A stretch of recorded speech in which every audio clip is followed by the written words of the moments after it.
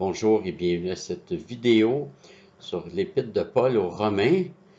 Alors, on était rendu au chapitre 2, verset 16. Alors, on va aller dans la prière avant d'aller plus loin. Seigneur Dieu, on est vraiment reconnaissant de toute la lumière que tu nous apportes dans les Écritures. Elle est vraiment une lumière à nos pieds, une lampe sur notre sentier. Et Seigneur, tu nous la donnes pour qu'on puisse mieux te connaître, mieux t'adorer, mieux te servir, mieux te représenter, mieux refléter ton Fils. Seigneur, bénis ta parole, bénis tous ceux qui prennent le temps de s'arrêter pour écouter cet enseignement. Et Seigneur, fais-nous grandir par ta parole. Amen. Donc, la dernière fois, on avait vu que tous les hommes ont l'œuvre de la loi écrite en eux. Tous les hommes savent que tuer, c'est pas correct, voler, c'est pas correct, etc. Et au verset 16, où on était rendu, donc Romains 2,16, nous lisons « C'est ce qui paraîtra au jour où, selon mon évangile, Dieu jugera par le Christ Jésus les actions secrètes des hommes. » Alors, la première chose qui peut surprendre, c'est que le jugement de Dieu est associé à l'Évangile, à la bonne nouvelle. Alors, en quoi le jugement de Dieu s'inscrit-il dans la bonne nouvelle? Alors, on va lire le psaume 136, verset 10, que je vais chercher rapidement. Psaume 136, 10, qui dit « C'est lui, donc c'est l'Éternel, qui frappa les Égyptiens dans la personne de leur premier-né, car sa bienveillance dura toujours. »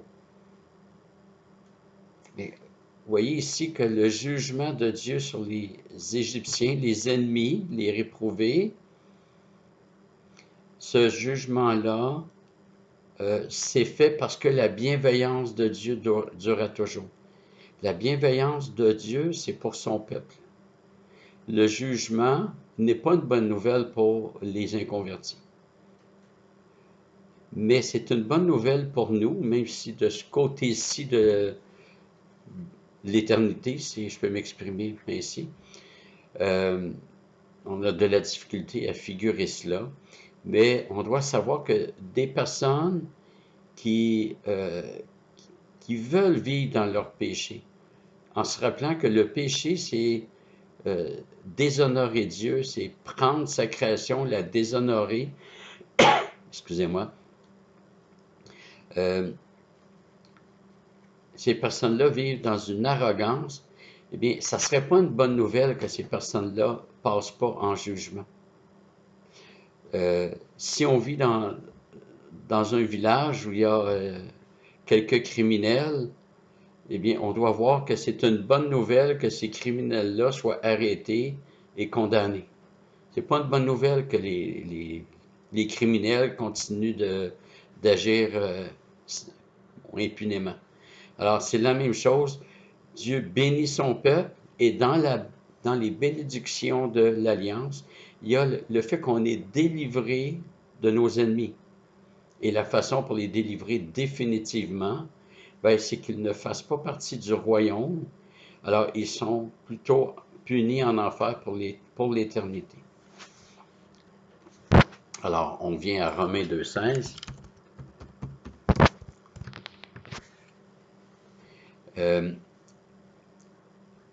Donc, encore une fois, on ne doit pas se réjouir de la perdition des réprouvés, mais on doit se réjouir que ceux qui tiennent à leur péché ne puissent pas s'y adonner indéfiniment. Donc, dans l'Ancien Testament, ça ressort ce qu'on appelle les malédictions de l'Alliance. Alors, ça s'inscrit comme ça. Et il y a donc Dieu juge et il y a trois principes qui viennent régir ce jugement. D'abord, c'est selon la vérité.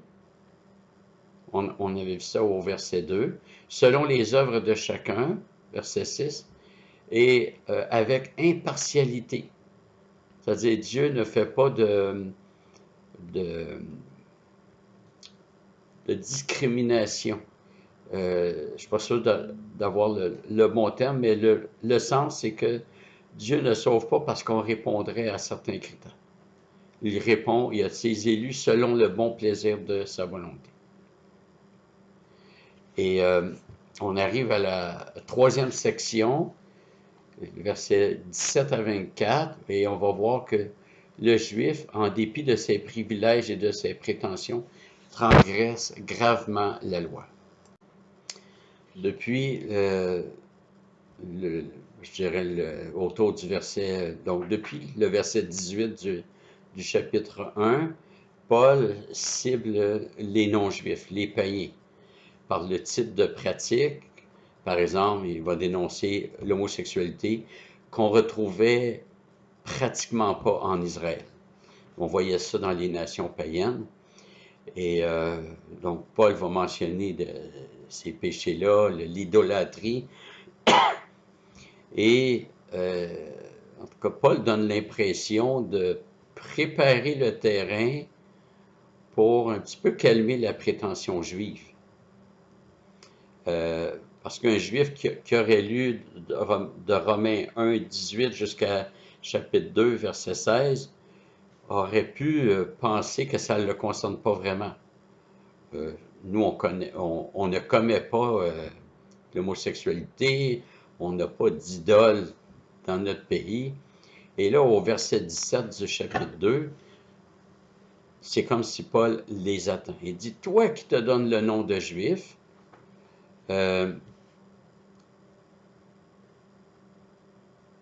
qui te repose sur la loi, c'est se reposer au sens fort, il s'y fait confiance, qui te glorifie de Dieu. Okay? Donc, vraiment, là, il interpelle les Juifs ici. Et Paul va leur reprocher de ne porter que le nom sans les fruits, sans les œuvres attendues.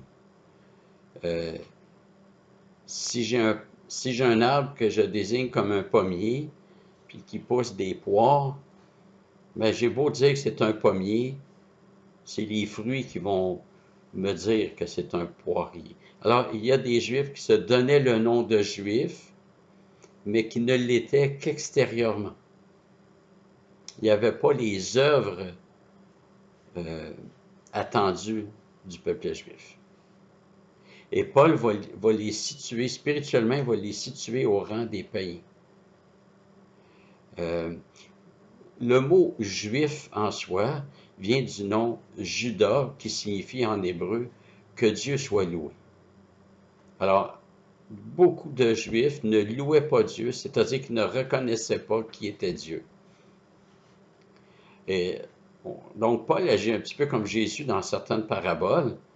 C'est-à-dire, il prépare le terrain, comme j'ai mentionné. On voit ça, par exemple, dans la parabole du bon samaritain. Jésus parlait à un docteur de la loi et Jésus va déplorer dans la parabole l'attitude du sacrificateur, puis du lévite. Et le style littéraire utilisé permet de penser que Jésus connaissait les prétentions du docteur de la loi qui se croyait juste. C'est un peu comme au Québec, hein, on a plusieurs blagues, on va dire, une fois c'est un Québécois, c'est un Ontarien, puis c'est un Manitobain. Et on sait que le punch arrive au Manitobain, au troisième élément. Bien, dans la parabole du Samaritain, c'est un peu la même chose. Alors Jésus commence par parler de la mauvaise attitude du sacrificateur qui passe outre l'homme qui était laissé pour mort. Puis ensuite, c'est le Lévite. Jésus s'adresse à un docteur de la loi.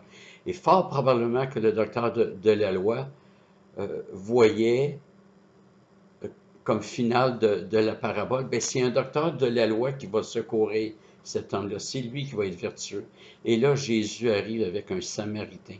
Les Samaritains étaient ennemis du peuple juif. Et donc, l'idée de préparer le terrain pour causer un effet de surprise, c'est mon impression que Paul fait ça dans Romains, quand il arrive au chapitre 2, verset 17. Toi qui te donnes le nom de Juif.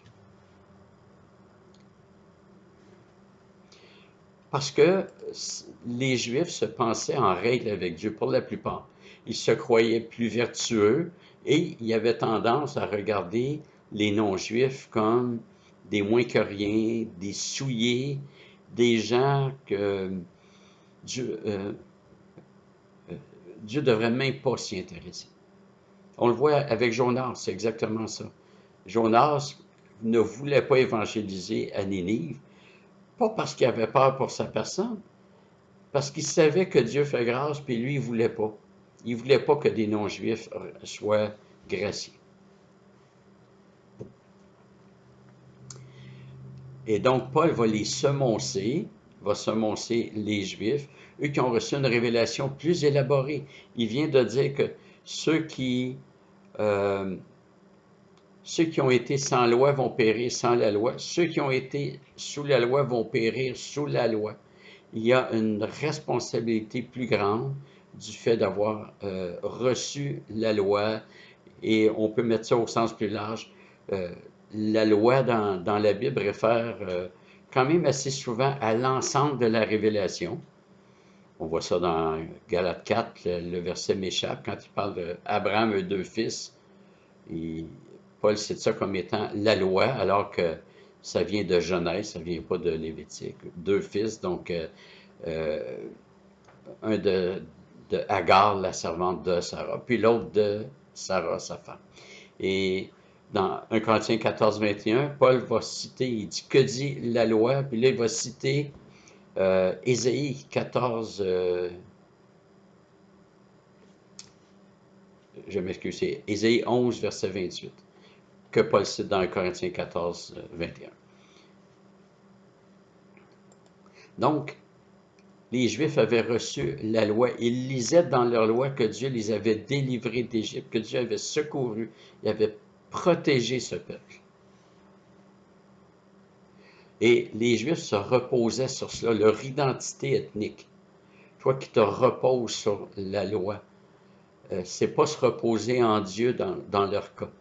C'est faire confiance à leur pratique de la loi, à leur héritage et tout.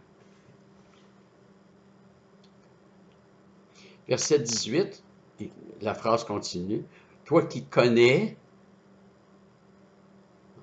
sa volonté, effectivement, Dieu avait révélé sa volonté,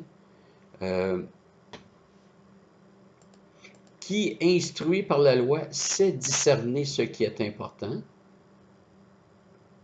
Alors, j'ouvre une parenthèse ici. Dans le monde protestant, on entend plusieurs personnes dire, mais je cherche la volonté du Seigneur. M. Amar Jabella, qui était doyen à la faculté, nous avait dit à un moment donné, il dit, les gens cherchent la volonté du Seigneur comme si elle avait été perdue. Mais elle est révélée.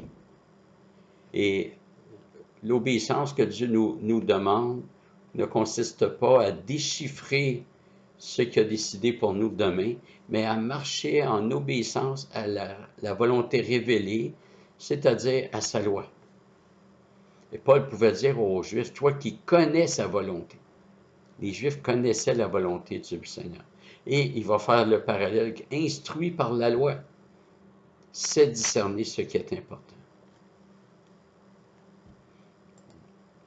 Et ce qu'on va découvrir, c'est que les Juifs, quand je parle de Juifs, on parle en général, il y a des Juifs qui se sont convertis, mais massivement, la nation a rejeté le Messie. Donc, c'est une généralité. Je n'insinue pas que c'était tous les Juifs sans exception. Mais de façon générale, les Juifs ont fait avec la loi ce que les païens ont fait avec la révélation générale. On avait vu ça au chapitre 1, que bien qu'ayant connu Dieu, ils ne l'ont point glorifié.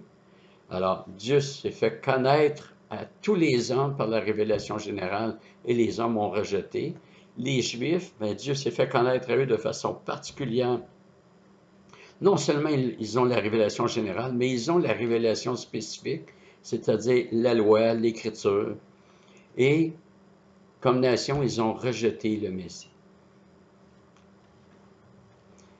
Et au lieu de glorifier Dieu, les Juifs se concentrent sur ce qui n'est pas important.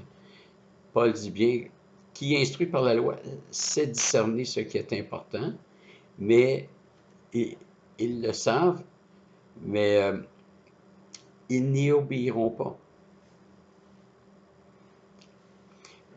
Par exemple, ils vont accorder beaucoup d'importance à la circoncision, mais trop peu aux exigences éthiques et spirituelles de la loi. Ils se contentent des rites extérieurs. Euh, Par exemple, la circoncision, célébrer 3 fêtes à Jérusalem à chaque année, la Pâque, la Pentecôte et l'autre m'échappe. Et c'est en conformité avec ce que Jésus avait dit dans Matthieu 23, les versets 23 à 27, concernant les scribes et les pharisiens. Il dit, malheur à vous, scribes et pharisiens, hypocrites, parce que vous payez la dîme de la menthe, de l'âneth et du cumin, et que vous laissez ce qu'il y a de plus important dans la loi, le droit, la miséricorde et la fidélité. C'est là ce qu'il fallait pratiquer sans laisser de côté le reste. Le reste est important, mais pas autant que le restant, les valeurs éthiques. Et Jésus continue en les traitant de conducteurs aveugles. Et c'est la même expression, en tout cas c'est synonyme de ce que Paul va dire au verset 19 de Romains 2, toi qui te persuades d'être le conducteur des aveugles. Je continue dans la parole de Jésus, excusez, dans Matthieu 23, verset 24, qui retenait au filtre le moucheron et qui avalait le chameau. C'est-à-dire, vous arrêtez à des choses qui sont plus secondaires, puis vous en acceptez des choses qui sont très grosses. Malheur à vous, scribes et pharisiens hypocrites, parce que vous purifiez le dehors de la coupe et du plat. On pourrait rapprocher cette affirmation de la circoncision. Ils ont le signe extérieur seulement. Alors qu'en dedans, ils sont pleins de rapine et d'intempérance. Et je continue au verset 26 et 27, la parole de Jésus contre les pharisiens. Il dit, pharisiens aveugles, purifie premièrement l'intérieur de la coupe et du plat, afin que l'extérieur aussi devienne pur. Malheur à vous, scribes et pharisiens hypocrites, parce que vous ressemblez à des sépulcres blanchis qui paraissent beaux au dehors et qui au dedans sont pleins d'ossements de mort et de toute espèce d'impureté. Donc, les deux reproches sont assez similaires. D'abord, au lieu de glorifier Dieu, les païens accordent de l'importance aux créatures plutôt qu'aux créateurs. On avait vu ça au chapitre 1, verset 21. Et Paul est en train de mettre les Juifs et les païens dans la même boîte, la même situation. Alors, même si la révélation reçue diffère, les païens n'avaient reçu que la révélation générale dans la création, les Juifs ont reçu, en plus de la révélation générale, la révélation spécifique qui est les Écritures, la loi. Bien, essentiellement, les réactions sont les mêmes, c'est-à-dire, dans les deux cas, on réagit par le péché. On ne tient pas compte.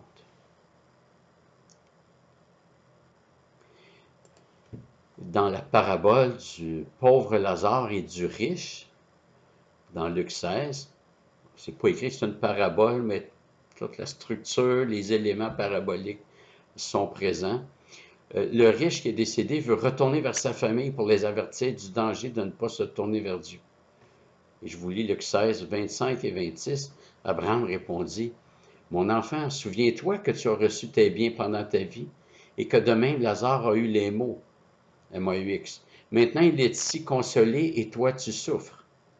En plus de tout cela, entre nous et vous se trouve un grand abîme, afin que ceux qui voudraient passer d'ici vers vous ne puissent le faire et qu'on ne parvienne pas non plus de là vers nous. » Le riche dit, « Je te demande donc, Père, d'envoyer Lazare dans la maison de mon père, car j'ai 5 frères, qu'il leur apporte son témoignage afin qu'ils ne viennent pas aussi dans ce lieu de tourment. » Abraham répondit, « Ils ont Moïse et les prophètes, qu'ils les écoutent. » Et il dit, « Non, Père Abraham, mais si quelqu'un des morts va vers eux, ils se repentiront.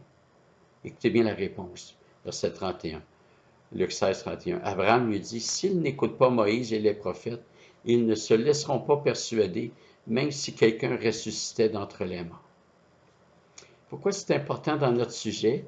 Parce que ce n'est pas la profondeur de la révélation qui compte, c'est la disposition du cœur. Les païens avaient reçu une révélation moins éclairante, si on veut, la révélation générale dans la création. Les Juifs avaient reçu une révélation beaucoup plus éclatante, les Écritures, la loi, mais si la disposition du cœur n'est pas là, ça ne change rien. Puis dans la parabole du pauvre Lazare et du riche, on voit la même chose. S'ils n'écoutent pas Moïse et les prophètes, donc s'ils n'écoutent pas cette révélation, ils ne se laisseront pas persuader, même si quelqu'un ressuscitait d'entre les morts, même s'il y avait une révélation plus grande. Et effectivement, Jésus est revenu d'entre les morts, puis ils n'ont pas cru pour autant. Donc, c'est jamais un manque de connaissance si les gens ne se convertissent pas. C'est une mauvaise disposition du cœur. On revient à Romains 2, et je vais lire les versets 19 à 21, qui dit, toi qui te... Donc, on est toujours dans le toi qui te dit juif. Alors, Paul continue, toi qui te persuades d'être le conducteur des aveugles, la lumière de ceux qui sont dans les ténèbres, l'éducateur des insensés, le maître des enfants, parce que tu as dans la loi la formule de la connaissance et de la vérité, toi donc qui enseignes les autres, tu ne t'enseignes pas toi-même. Vous savez, je pense qu'on a ici une des façons en tout cas, un des critères, plutôt une des caractéristiques du critère biblique pour être ancien, être apte à l'enseignement. C'est pas juste être capable de l'enseigner, mais il faut que les personnes aient reçu l'enseignement, pas juste académiquement, mais dans leur vie, dans leur cœur. Il faut qu'il y ait une adhésion de cœur et pas juste intellectuelle. L'adhésion intellectuelle est très importante. On a l'impression dans certains milieux que quand on rentre dans l'église, il faut laisser au vestiaire son manteau, son chapeau et le cerveau. Sous prétexte qu'on n'a pas à réfléchir, on n'a pas à mobiliser ou à solliciter l'intelligence. Tout est spirituel, donc déconnecté un petit peu de façon mystique là, de nos facultés. C'est pas ce que la Bible enseigne. Donc, Paul dit qu'aux Juifs que malgré qu'ils aient la loi, ils ne se comportent pas mieux que les païens. Les Juifs commettent ce qu'ils reprochent aux païens. J'ai enseigné à mon église, peut-être moins maintenant, mais les plus âgés comme moi, qui avons connu vraiment le milieu catholique, quand on s'est converti, c'était commun dans les milieux évangéliques de critiquer à fond l'Église catholique et en particulier les traditions. Et on ne se rend pas compte que dans nos milieux, on a aussi des traditions qui sont difficilement défendables par la Bible. On a ajouté, on s'est enraciné dans des traditions et on ne s'en rend plus tellement compte. Alors, Paul dit aux Juifs, tu veux enseigner les autres, mais tu ne t'enseignes pas toi-même. Tu ne reçois pas les leçons d'abord pour toi-même.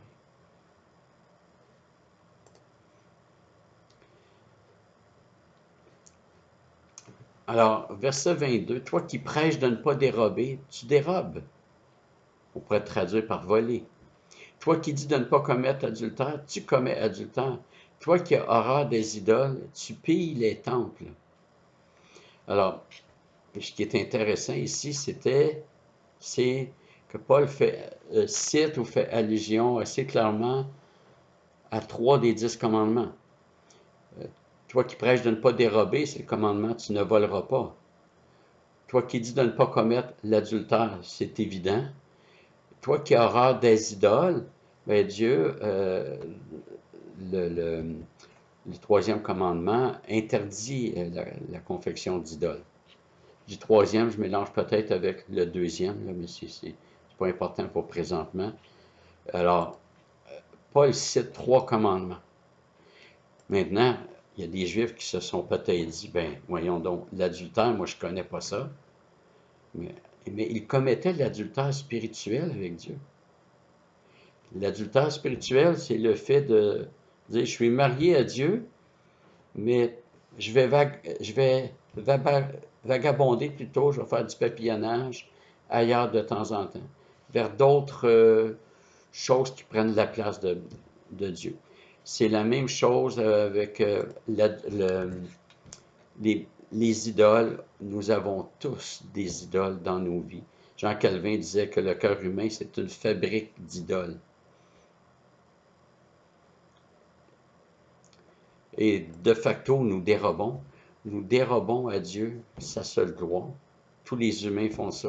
Même si quelqu'un dit, j'ai jamais volé un chou noir, j'ai jamais volé un petit bonbon, nous avons tous volé la gloire de Dieu. Nous l'avons détourné. Alors, on voit ici que l'être humain a tendance à s'illusionner et se croire meilleur qu'il est. Ça arrive quand je fais du counseling public, des personnes disent je trouve que je suis bon à rien. Je suis pas bon. Ma réponse, c'est toujours la même. Tu as bien raison. Parce qu'il n'y a aucun être humain qui est bon. Il n'y a aucun être humain qui a une valeur par lui-même. Paul dit, si quelqu'un croit quelque chose alors qu'il n'est rien, il s'illusionne lui-même. Si on pense qu'on va avoir de la valeur à partir de ce qu'on fait, on est dans l'illusion. La valeur, c'est celle que Dieu nous donne. On est comme un chèque. Le papier vaut rien tant que Dieu n'a pas mis sa signature. C'est Dieu qui donne la valeur. Alors, les Juifs s'illusionnaient d'être mieux que les païens. Et si nous avions été à leur place, nous aurions eu la même réaction. On n'est pas meilleur qu'eux. Donc, Paul leur reproche de voler. Alors, le pillage se faisait, par exemple, dans des temples païens quand il y avait eu des conquêtes. Et alors, il y a des Juifs qui dénonçaient ces pratiques, mais quand eux avaient l'occasion d'aller piller dans un temple païen, ils ramassaient des choses qui étaient vouées à l'interdit. Par exemple, on voit ça dans Deutéronome 13-15. Et ce qui est particulier, c'est que si quelqu'un prenait un objet voué à l'interdit, bien Dieu vouait à l'interdit cette personne-là, ce juif-là. Donc, c'était l'exclusion. Alors, le raisonnement de Paul va exactement dans le même sens. Le juif commet l'abomination, il sera jugé comme un païen. Dieu a placé tous les hommes dans la désobéissance. Alors voilà, on va s'arrêter ici. Je vais terminer par la prière avant qu'on se laisse. Seigneur Dieu, merci de ce texte qui nous rappelle que le péché caractérise chacun de nous. Nous sommes pécheurs et Paul se présente comme le plus grand des pécheurs et il utilise un indicatif présent, dont je suis, moi le premier, et non pas dont j'étais. L'apôtre Jacques dit, nous bronchons tous de diverses manières. Et Seigneur, c'est notre réalité, notre vieille nature, elle agit encore, elle est à l'agonie, mais elle agit encore. Et Seigneur, merci pour ta patience. Merci de nous sanctifier progressivement, patiemment, comme un bon Père. Seigneur, on te prie de nous bénir, de nous garder dans tes voies. Je te prie pour tous ceux et celles qui écoutent présentement, que tu puisses les bénir, les visiter, que tu puisses répondre à leurs besoins. Amen. Voilà, chers frères et sœurs, chers amis, que le Seigneur vous garde. À bientôt.